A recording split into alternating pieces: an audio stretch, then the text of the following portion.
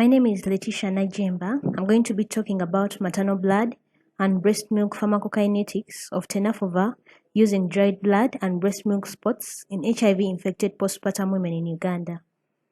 And to give you a background of our study, approximately 1.5 million HIV-infected women worldwide become pregnant each year. And given that breastfeeding remains the only acceptable and safe infant feeding option in low and middle-income countries, the risk of mother-to-child transmission of HIV is particularly high when untreated women enter care later in pregnancy, that is more than 28 weeks. Breast milk transfer of first-line ART from mother to infant is not fully understood. And HIV-pregnant women are prescribed antiretroviral therapy to prevent mother-to-child transmission of HIV. But despite Tenofovir being part of many first-line regimen, the transfer of mother to breastfeed infant in early postpartum period has not been described in detail. With all that in mind, we want to develop a population pharmacokinetic model describing Tenofovir concentrations in maternal blood and breast milk using dried blood and breast milk spots in HIV-infected postpartum women in Uganda. And this study took place at the Infectious Disease Institute, and it included women who are more than 18 years and who are more than 32 weeks pregnant, receiving a recommended combination of ART regimen. The pharmacokinetic samples were collected at 5 to 6 time points up to the 12th hour following observed dosing on 2 out of 3 potential postpartum occasions.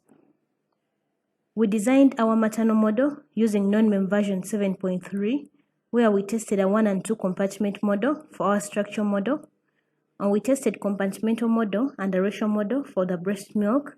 And for our covariate model, we tested different covariates such as the maternal age, the weight, the occasion, among others. We then plotted out final diagnostics, which included the goodness of fit plots and a visual predictive checks. And we also have to note that all our infant samples for both the blood and the breast milk were below limit of quantification. Our study had a total number of 26 participants with a median age of 29 years and a median weight of 64 kilograms. Tenofovir blood pharmacokinetics were best described by a 1-compartmental first-order absorption model with a clearance of 104 liters per hour and a volume of 1,500 liters. Breast milk concentrations were modeled as a constant ratio to blood exposure, and following multivariate analysis, weight was the only significant covariate to remain in our model. We then plotted out our visual predictive check, where we realized that our fit of the model to the data was consistent. We have further refinements on the breast milk model to improve the description of breast milk profile for the 1st to the 8th hour post-dose.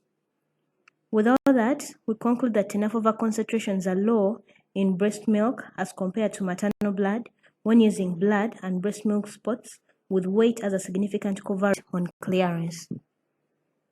I'd like to thank our study participants, all the members of the study team, and the Wellcome Trust for funding our study. Thank you.